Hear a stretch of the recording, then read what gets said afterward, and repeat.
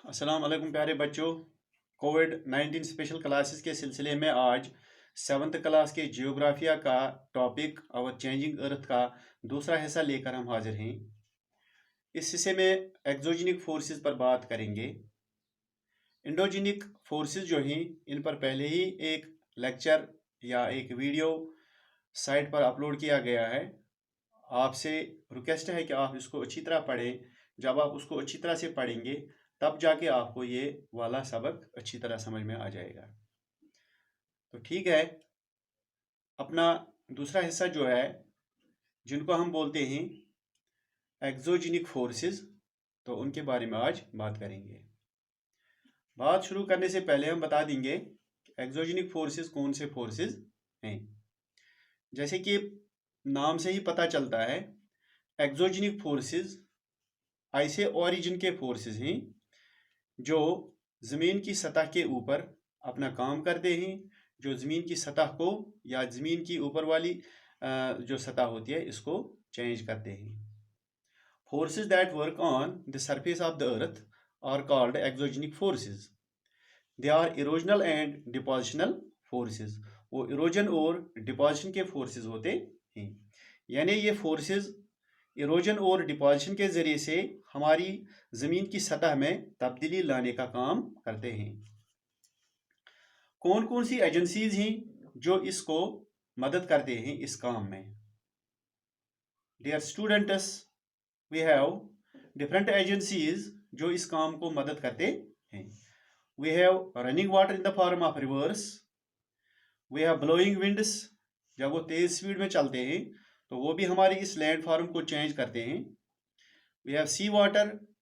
सी water में जो sea waves उठती हैं तो they also cause change in our this earth. Similarly we have glaciers.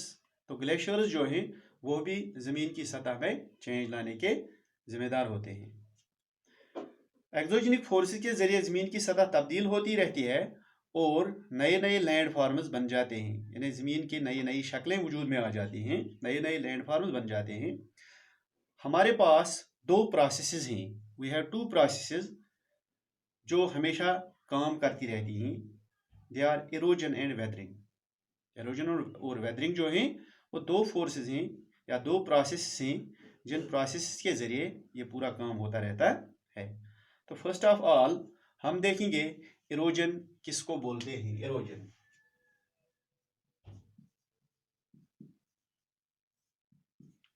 Erosion कहते हैं जमीन के कटाव को, यानी जमीन के काटने को।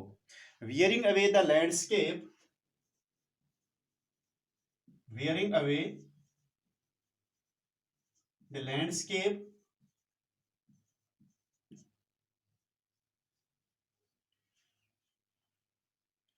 by wind, water or ice, by wind, water और आइस। विंड से, वाटर से, आइस से जब हमारी जमीन का कटाव हो जाता है तो हम इसको बोलते हैं इरोजन। इसी तरह वेदरिंग जो है, वेदरिंग किसको बोलते हैं? हमारे जो जमीन के ऊपर जो बड़े बड़े चट्टान होते हैं या बड़े बड़े रॉक्स जो होते हैं वो break continuously, they are breaking down, वो कंटिन्यूसली ब्रेक हो जाते हैं। तो किससे वो ब्रेक हो जाते हैं? वो वाटर से ब्रेक हो जाते हैं, वो विंड से ब्रेक हो जाते हैं, इसी तरह वो सनलाइट से ब्रेक हो जाते हैं, इसी तरह वेरिएशन इन टेम्परेचर से ब्रेक हो जाते हैं। तो इस प्रोसेस को बोलते हैं weathering. Breaking up of rocks, weathering.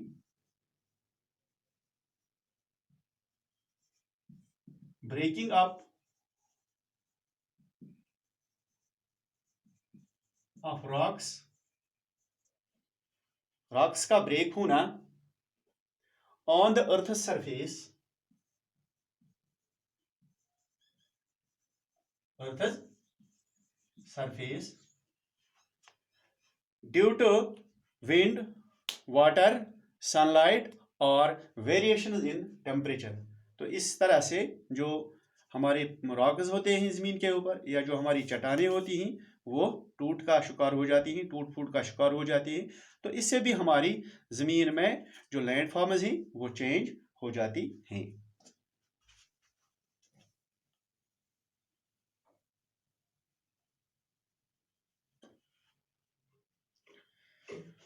तो first of all we will see the work of a river. दरिया या फ्लोइंग वाटर जो है वो किस तरह अपना काम करता है।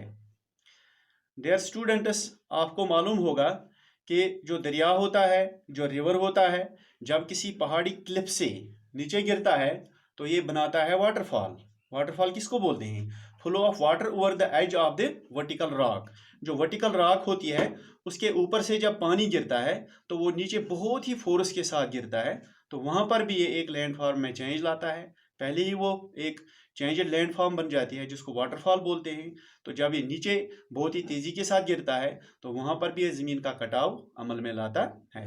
तो वहां से जब ये पानी किसी प्लेन में दाखिल हो जाता है, तो जब प्लेन में ये दाखिल हो जाता है तो ये रिवर जो है लार्ज बेंडस बना लेता है। लार्ज बेंडस बना लेता है। तो ये बेंडस जो है, ये बेंडस इनको क्या बोलते हैं? इनको बोलते हैं मेंडर्स। जो बेंडस होते हैं इनको मेंडर्स बोलते हैं। तो मेंडर्स जो है कंटिन्यूअस इरोजन एंड डिपोजिशन जब इनका हो जाता है, जब मेंडर्स का कंटिन्यूअस इरोजन एंड डिपोजिशन हो जाता है तो वहां पर एक कट ऑफ किस्म के लेक्स बन जाते हैं। कट ऑफ किस्म के, यानी एक किस्म का लेक बन जाता है, कट ऑफ किस्म का लेक जो इससे अलग हटके होता है इस मेन बॉडी रिवर बॉडी से। तो इसको बोलते हैं हम ऑक्सबो लेक। यानी ये इस मेंडर्स से किस तरह वजूद में आ जाता है?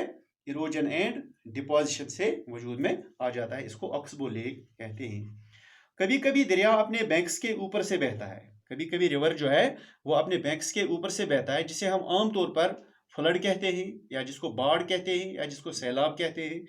तो उस टाइम में जो रिवर होता है वो अपने साथ जो वो कीचड़ लाता है, मिट्टी लाता है या जो सिल्ट लाता है, वो इस अपने पूरे एरिया में भर लेता है। तो वो पूरा एरिया जो है जिसमें ये अपने साथ लाई हुई कीचड़, मिट्टी, सिलेट भर लेता है, वो ज़मीन बहुत ही फर्टाइल हो जाती है।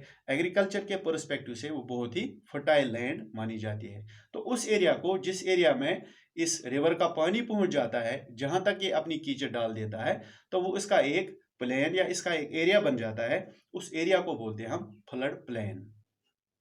तो फ्लड प्लेन वो एरिया हो गया जिस एरिया में उस रिवर का पानी जाता है फ्लड की सूरत में, जहां तक ये अपनी कीचड़ डाल देता है, जहां तक ये अपनी मिट्टी डाल देता है, जहां तक ये अपने सेडिमेंट्स डाल देता है। तो ये सेडिमेंट्स, जैसा कि मैंने पहले ही बताया, they are very fertile for agriculture point of view. तो डियर स्टूडेंट्स, जो रिवर के जो एजेस होते हैं, जो बैंक्स होते हैं, वो वहां पर थोड़े बहुत रेज्ड होते हैं। वो वहां पर थोड़े बहुत रेज्ड होते हैं। तो इन रेज्ड जो ये बैंक्स होते हैं उनको बोलते हैं लीव्स। इनको बोलते हैं हम लीव्स। तो ये रेज्ड बैंक्स ऑफ रिवर्स होते हैं, इनको बोलते हैं हम लीव्स। तो ये भी एक किस्म की चेंज लैंडफॉर्म है। इसी तरह जब रिवर इस ओशन या समंदर के नज़दीक पहुंचता है तो वहां पर उसकी जो स्पीड है वो बिल्कुल स्लो हो जाती है, वो धीमे धीमे चलता है। लेकिन धीमे धीमे चलने के नतीजे में वो छोटे छोटे स्ट्रीम्स में बट जाता है। इन स्ट्रीम्स को हम बोलते हैं डिस्ट्रीब्यूटरीज। इनको बोलते हैं डिस्ट्रीब्यूटरीज। तो जो डिस्ट्रीब्यूटरीज होते हैं उनके जो माउथ होते हैं, डिस्ट्रीब्यूटरीज के जो माउथ होते हैं समंदर के नज़दीक जो इनके माउथ होते हैं, वहां पर ये अपने जो साथ ये सिलिट लाते हैं, अपने साथ जो सेडिमेंट्स लाते हैं, अपने साथ जो मिट्टी और कीचड़ लाते हैं या रेत लाते हैं, वहां पर डिपॉजिट करते हैं। अपने माउथ के करीब ये डिपॉजिट करते हैं तो वहां पर बन जाते हैं, इसको बोलते हैं हम डेल्टा। तो डेल्टा जो है ये भी एक किस्म की फर्टाइल लैंड होती है, लेकिन समंदर या ओशन के बिल्कुल करीब होती है। ये वो जगह है जहाँ पर दरिया जो है या रिवर जो है छोटी छोटी डिस्ट्रीब्यूटरीज में बढ़ जाता है, तो वहाँ पर ये डेल्टा बन जाते हैं। तो ये था फ्लोइंग वाटर का काम, पानी किस तरह अपना काम करता है। अब देखते हैं हम अपना नेक्स्ट जो है वो work of the sea waves. समंदर की लहरें जो है, समंदर की जो वेव्स हैं वो किस तरह अपना काम करती हैं। देखिए, जो समंदर है वहाँ पर जो इरोजन और डिपोजिशन के ज़रिए से चेंज हो जाती है कोस्टल लैंड फॉर्म्स में। कोस्टल लैंड फॉर्म्स में इरोजन एंड डिपोजिशन से जो चेंज होती है उससे साहिल पर नई नई चीज़ें या नई नई लैंडफॉर्म्स वजूद में आ जाती हैं। डियर स्टूडेंट्स, वहाँ पर बड़े बड़े चट्टान होते हैं, तो उन चट्टानों के साथ ये लहरें जो हैं, समंदर की लहरें जो हैं, सी वेव्स जो हैं, वो हमेशा टकराती रहती हैं। टकराने के नतीजे में उनमें छोटे छोटे क्रैक बन जाते हैं। तो वक्त गुजरने के साथ, टाइम पसेज के साथ साथ ये क्रैक जो हैं, वो क्रैक केव्स में तब्दील हो जाते हैं। उनको बोलते हैं हम सी केव्स। इनको बोलते हैं हम सी केव्स। तो सी केव्स जो हैं, ये due to these waves, oceanic waves continuously जो टकराती हैं चट्टानों से, वजूद में आ जाती हैं। तो टाइम जब गुजरता है, इन सी केव्स को, ये जो उनका जो ऊपर का रूफ होता है, जो उनका रूफ होता है, सिर्फ वही रूफ रह जाता है। तो उसको बोलते हैं एक किस्म का आर्च शेप। आर्च शेप्ड एक स्ट्रक्चर वजूद में आ जाता है। आर्च लाइक स्ट्रक्चर वजूद में आ जाता है। तो इस आर्च लाइक स्ट्रक्चर को बोलते हैं सी आर्चेस। ये भी एक किस्म की चेंज हो गई due to this sea waves. तो कंटिन्यूअसली जब इन सी आर्चेस का सामना होता है सी वेव्स से, तो ये सी वेव्स की वजह से सी आर्चेस में भी तब्दीली होती है। ये भी टूट फूट का शिकार हो जाते हैं। तो आखिर पर एक पत्थर वहाँ पर खड़ा रहता है, एक चट्टान खड़ा रहता है। उसको हम, वो एक दीवार की सूरत में एक हिस्सा रह जाता है, उसको हम बोलते हैं स्टाक।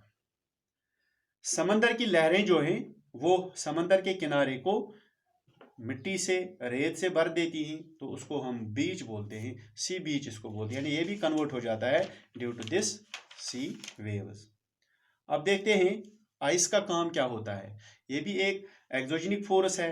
एक्सोजेनिक फोर्स किस तरह आइस अपना काम कर लेता है। देखिए, जो आइस के दरिया होते हैं, चलते हुए दरिया जो होते हैं, बड़े बड़े दरिया होते हैं, इनको हम बोलते हैं ग्लेशियर्स। तो ग्लेशियर्स जो हैं, अक्सर ऊंचे ऊंचे पहाड़ों पर चलते हैं, ऊंची ऊंची ज़मीनों पर चलते हैं। तो वहाँ पर ये बहुत ही चेंज लाते हैं। वहाँ पर जो ब्यूटीफुल लेक्स बन जाते हैं, वो इसी वजह से बन जाते हैं, ड्यू टू दीज ग्लेशियर्स। अब देखते हैं हम विंड का काम। देख लीजिए डियर स्टूडेंट्स, विंड जो है, इसका असर ज़्यादातर रहता है डेजर्ट्स में। यानी डेजर्ट्स में जो अहम एजेंट, एक्टिव एजेंट है इस लैंडफॉर्म को चेंज करने का, वो है ब्लोइंग विंड। तो डेजर्ट्स में एक किस्म का राख पाया जाता है, इसको बोलते हैं हम मशरूम राख। ये मशरूम स्टाइल का एक राख होता है। देख लीजिए ये कैसे बन जाता है। ये ऑर्डिनरी राख होता है, लेकिन हवा जो है, ब्लोइंग विंड जो है, वो इसके बेस पर ज़्यादा असर कर लेता है। तो जब इसका बेस इस हवा से ज़्यादा असरअंदाज हो जाता है, या इससे इसका ज़्यादा सामना करना पड़ता है, तो धीरे धीरे इसमें इरोजन हो जाता है। तो इरोजन के नतीजे में इसका जो बेस होता है वो नैरो हो जाता है, लेकिन इसका टॉप जो है वो वाइडर रहता है। वो उतना ही रहता है, लेकिन इसका बेस नैरो हो जाता है। तो इसके नतीजे में एक किस्म का जो पत्थर बन जाता है वहां पर, इस पत्थर को हम बोलते हैं मशरूम रॉक। तो मशरूम रॉक जो है, this is change in land form due to blowing wind in desert. इसी तरह जब हवा बहते हैं, तो ये अपने साथ रेत को साथ उठा लेते हैं। यानी डेजर्ट जो है, डेजर्ट में जब हवा चलती है, जब विंड ब्लो होती है, तो आपको मालूम है अपने साथ बहुत सा रेत उठा लेती है।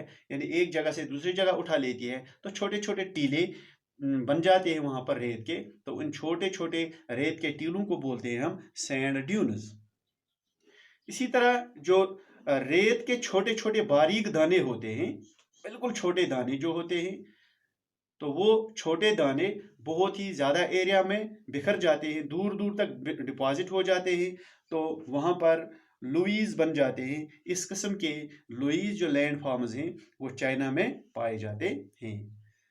प्यारे बच्चों, ये था आज का टॉपिक। तो आज के टॉपिक में हमने पूरा कवर कर लिया। आज के लिए इतना ही। अगली बार हम एक और टॉपिक लेकर आपके पास आएंगे। मेरा वीडियो देखने के लिए आपका शुक्रिया।